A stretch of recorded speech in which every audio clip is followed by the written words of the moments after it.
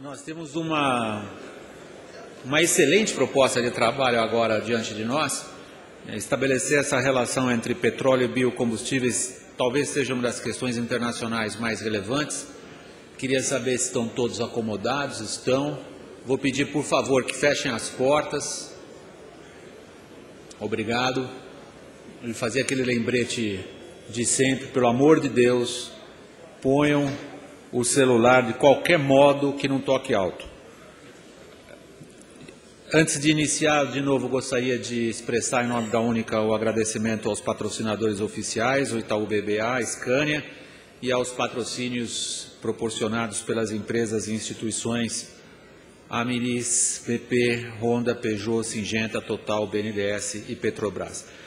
Conforme dito, nós vamos ter uma plenária aqui, talvez seja um dos... Eu falo isso na perspectiva de jornalista ligado à política e à economia que eu sou, um dos mais interessantes. As regras do jogo são razoavelmente claras. Combinou-se com cada um dos participantes que eles teriam não mais do que 7 minutos, entre 5 e 7 minutos, para fazer uma breve apresentação. Vocês sabem que hoje em dia ninguém vive sem PowerPoint, então preparem-se para enfrentar uma ou duas apresentações em PowerPoint, outros não usarão. Nós temos um comentarista, que após as 4 primeiras apresentações vai dizer o que ele achou do que ouviu, e a seguir a ideia é que eles entrem num diálogo. Nós vamos trabalhar até mais ou menos, são agora 11h36, nós vamos trabalhar 1 hora mais ou menos. Então vamos lá, vamos começar.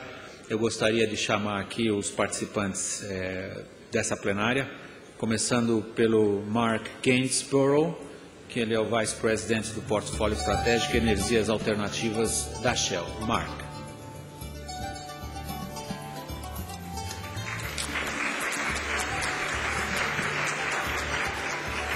Peço que suba aqui o Philippe Boisseau, que é Presidente de Gás e Novas Energias da Total.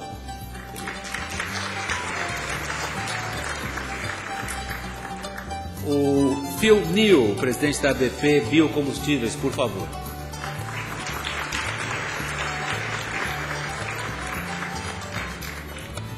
E o Miguel Rossetto, que preside a PETROBRAS BIOCOMBUSTÍVEIS. Miguel.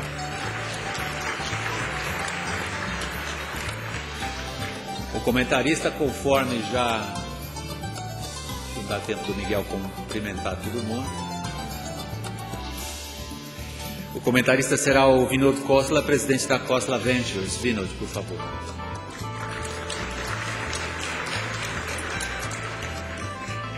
Bom, conforme dito, cada um terá um prazo, 5 a 7 minutos para suas apresentações iniciais. Nós combinamos que inicialmente vamos falar em português. Eu tenho a sensação que quando o diálogo começar, essa conversa vai desandar para o inglês. Eu peço então ao Phil Neal, presidente da BP Biocombustíveis, que comece a sua apresentação. Phil, por favor.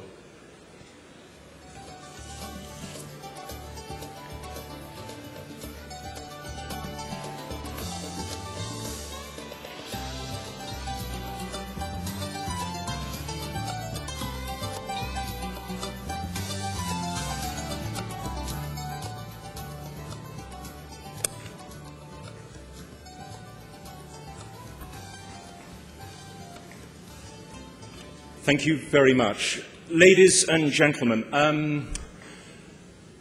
conventionally, when asked to talk about these sorts of topics, I sense that I'm in a slightly hostile audience, largely because there is a conventional wisdom that questions why large oil firms should want to participate in an energy sector that is almost by definition a cannibalizing force for its core business, especially if you happen to be from a large oil firm which is quite significantly exposed in the Atlantic Basin, an area which is now in demand decline for hydrocarbon that is actually being accelerated by the uptake of biofuels.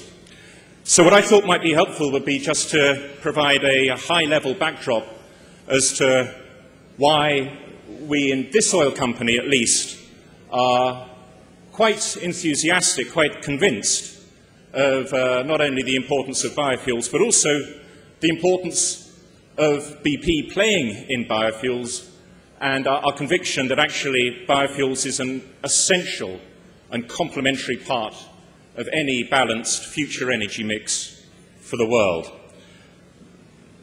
And I'll start just with a very quick summary of a theme that's been touched on already today, which is the supply-demand balance going forward. This specifically for liquid fuels through to 2030. It's from an internal BP study. It's not a forecast, it's a point of view. But the essence is simply that on the demand side, we anticipate that demand in the OECD countries will decline over the next few years. It'll decline largely because of people moving towards, they won't drive less, but they will be using ever more fuel-efficient vehicles with which to drive. It's noteworthy, and I should point out at this stage, that we don't think that much of that demand decline, if any, is going to be driven by a large switch towards battery electric vehicles. We still think that fundamentally motive force for transport will come through liquid fuels and passive braking systems. That decline in demand, however, is obviously going to be massively overtaken by this significant increase in demand outside the OECD countries, predominantly Asia, but also the Middle East and, of course, Southern and Central America. So there's a real conundrum. Where's the supply going to come from to meet this considerable increase in demand, a period in which, incidentally, we expect to see something like a doubling of the number of cars on the road? So, again, there is one picture here which is about decline in supply, and the decline in supply that we see is from what we call conventional non-OPEC sources of hydrocarbons. So think of the North Sea, think of Alaska, places like that. Obviously, there will be new reserves. New reserves are being found in Brazil and in the FSU, the former Soviet Union, famous Russian Arctic reserves. But I think interestingly here, what we've got in terms of non-OPEC contribution to supply is an increase in what we would call non-conventional resources, biofuels and oil sands. So an increase in biofuels and oil sands largely offsetting the decrease in the decline from non-OPEC conventionals. And then a continued massive reliance on the growth of reserves from OPEC, natural gas liquids, Saudi and Iraq predominantly.